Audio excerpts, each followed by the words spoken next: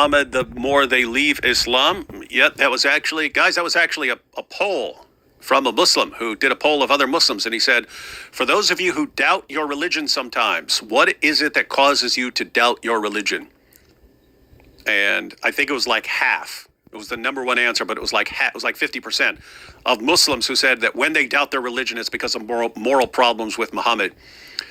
And I just said, how amazing is this? That, I mean, fortunately, things have been changing. But back when I started dealing with Islam, almost every Christian ministry that dealt with Islam and so on, they were all saying, whatever you do, never criticize Muhammad, because that will just cause Muslims to flee and they will never listen to you again. I was thinking, what are you talking? Like, every time I criticize Muhammad, they can't stay away. They come right at me, and then we get into a big discussion and argument and so on. So what do you guys mean? But I mean, think about that. You've got Muslims now say, this is the thing that makes us doubt our religion most. Problems with Muhammad. And you still got Christians that saying, don't criticize Muhammad. It's like, I mean, that would be like if we were talking about sports. I don't know anything about soccer, but if you're talking about football, and you said, hey, we just found out this other team, they can't stop a running back to save their lives. They have no run defense. Whatever we do, let's not run the ball. It's like, what? What are you talking about? If you know, like, their weakness, like, I don't know. These are weird things where. Well, Okay, so I just want to comment on the inconsistency here. Please excuse that eBay sound.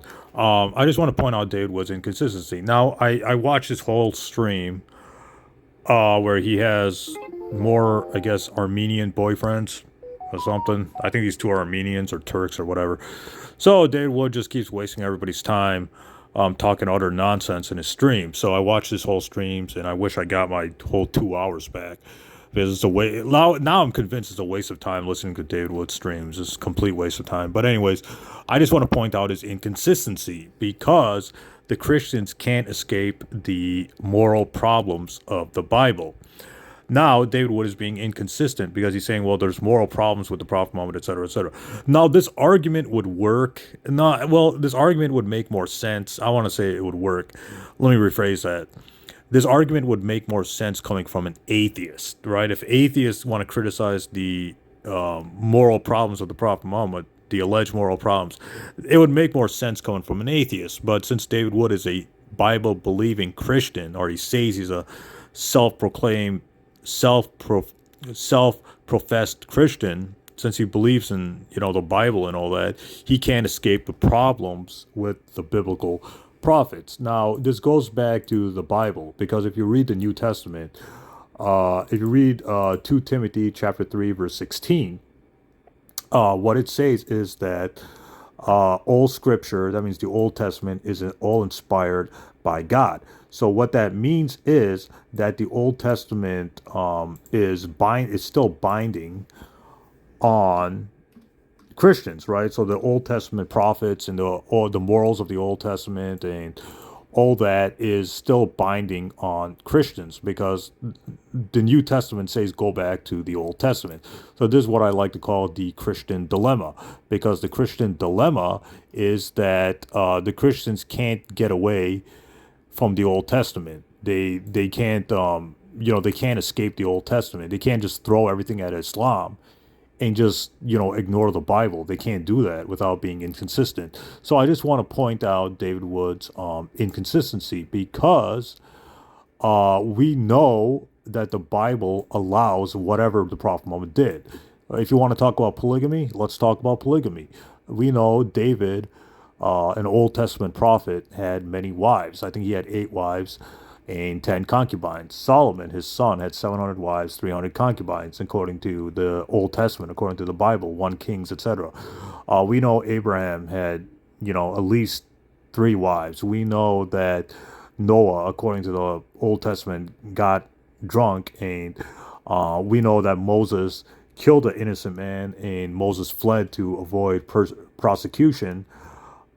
Instead of, owning up to what he did. And we know that Moses fought wars in the book of Numbers, etc. And we know that Joshua killed. We know the story of Joshua killing, people in various lands, etc., etc., even innocent people. Like if you read, like, the book of Deuteronomy and the book of Numbers, Moses was killing people and waging war on like tribes, etc. So my point is just read the Bible, right? Just read what the Bible says. Like it portrays Moses as a killer, David having many wives, Solomon having 700 wives, uh, you know, Abraham having, sleeping with his concubine, Noah getting intoxicated, all these like things in all these biblical prophets who, according to the Old Testament, are saints and God-fearers, etc. So the New Testament praises David and praises Abraham and praises Noah and all that stuff.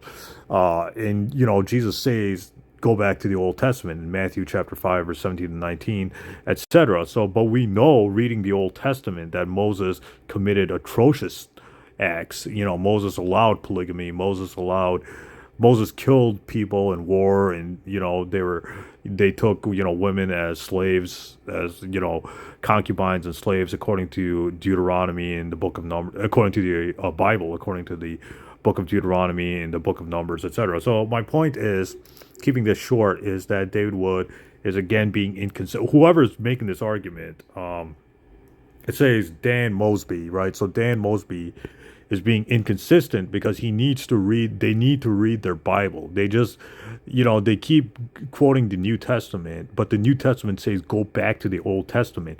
And we know from the Old Testament that there's severe moral problems with Moses, with David, with Noah, with Abraham, with all these prophets in the Old Testament, whether it's Noah or Moses or David or Solomon, etc., there's moral problems where, if we do what these biblical prophets did, we would end up in prison or we would end up killed, etc., because these are morally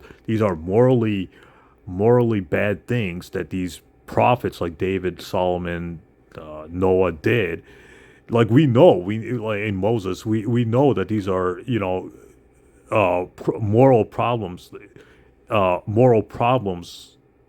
like these are moral issues of today. Like today, you can't do what Moses did. Today, you can't do what David did. You can't follow the morals of David or of Moses, because if you do, you'll end up in prison, right? Like Moses' example was killing an innocent man and then running away and then, causing unnecessary wars to tribes and killing their women or killing their men and taking their women as captives. This is according to the Bible. This is according to the book of Numbers. This is according to the book of Deuteronomy. It says just read the Bible. The Bible, mentions all this horrible stuff that you read.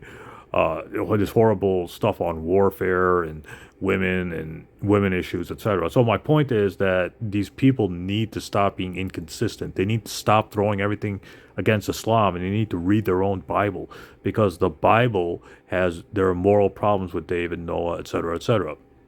So, and of course, the New Testament says go back to the Old Testament for morals and guidance. See 2 Timothy chapter 3 verse 16, and see other verses in the New Testament that praises the Old Testament morals and sayings. So again, this is just the inconsistency of this person, Dan Mosby and David Wood. Now, this is the only part I'm going to comment on, because a lot of the stream is just a waste of time. David Wood just rambling on, and these two delusional Armenian Christians blaming everything on Islam, and so it's just a waste of time refuting this entire stream. But I just want to point out the reason why I'm making this is I want to point out the inconsistency of this person, Dan Mosby and David Wood, because these two need to read the Bible. They need to start with the Old Testament and go all the way to the end of the New Testament, the book of Revelation.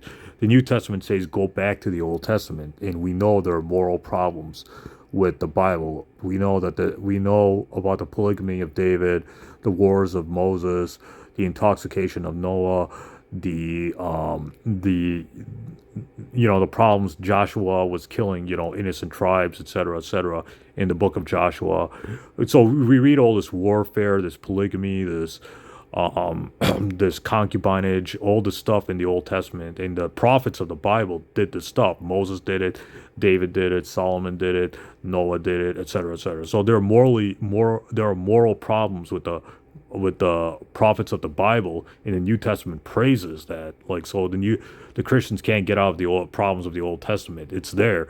Now Christians might say, well, we're under the covenant of Jesus Christ, and that's fine. But the problem is Jesus does not say that. Jesus says, do not think I've come to destroy the law, but to fulfill, in Matthew 5:17, etc. Further, we read in the Gospel of Mark and the Gospel of Luke, etc., Jesus praises the Old Testament laws. So the Christians can't get out of the Old Testament. They can't escape it. It's there, and it's there to stick. And so there's no new covenant. According to Jesus Christ, there's no new covenant because he's following the Mosaic law. You just read the Gospels of Matthew, Mark, Luke, and John, or I'm sorry, Matthew, Mark, and Luke, and you'll see that Jesus says, go back to the Old Testament. I've not come to destroy the law, but fulfill, et cetera, et cetera. So Jesus is upholding the Mosaic law, and he's saying go back to the Old Testament. And so this new covenant argument doesn't work because the New Testament says go back to the Old Testament for morals, for training in morals and righteousness, etc. And we read some horrible stuff in the Old Testament, including warfare, sex slavery, concubinage, polygamy, murder, rape, all these crazy things. You read it in all these morally questionable things. You read it in the Bible. So this person, Dan Mosby, needs to be more consistent, and he needs to criticize. Now, I don't know if he's an atheist or a Christian. It seems like he's a Christian. I don't know. Like, let's just assume that he's a Christian. If he's a Christian, he needs to criticize the Bible too, and not just point the finger at Islam. If he's an atheist, he's also inconsistent because he's just ignoring the Bible and throwing everything at Islam. Well, we need to look at the whole picture here. We can't just isolate. We just can't point the finger at Islam in the Prophet Muhammad. We have to go back to the Bible and see what the Bible, if the Bible's any better than what they throw at Islam. And the Bible's actually much worse than the morals of the Prophet Muhammad and the teachings of Islam. So the Bible is much worse, and the Christians unfortunately can't get out of the Bible because the New Testament says go back to the Old Testament. Again, 2 Timothy chapter 3 verse 16, Matthew chapter 5 verse 17, etc., etc. So the Christians are being inconsistent here. The Christians like Dan Mosby, whether he's a Christian or not, let's just assume that he's a Christian for the sake of the stream, for the sake of this video. They're being inconsistent because these problems that they point out at Islam can be found in the Bible, and there are much worse teachings in the Bible than there is in Islam and in the Quran regarding women, warfare, concubinage, attitude toward non-believers, etc., etc. So you got a problem with the Bible. So if you want to point the finger at Islam, point the finger at the Bible too. Be consistent, and then we'll take you seriously. If you're just going to ignore the Bible and throw everything against Islam, that's not very consistent. And inconsistency is no way to make an argument or no way to prove a point. You need to be consistent with the Bible and the Quran. If you want to criticize both, that's at least a little bit more consistent. And at least the atheists, criticize both the Bible and the Quran equally. So at least they're more consistent in that regard. But Christians are being hypocritical because the same teachings even worse teachings can be found in the Bible, especially the Old Testament, regarding women, warfare, polygamy, concubinage, etc., etc. So again, my point is that Christians need to be consistent with their own Bible and stop throwing everything against Islam and the Prophet Muhammad. Stay tuned. More videos coming away.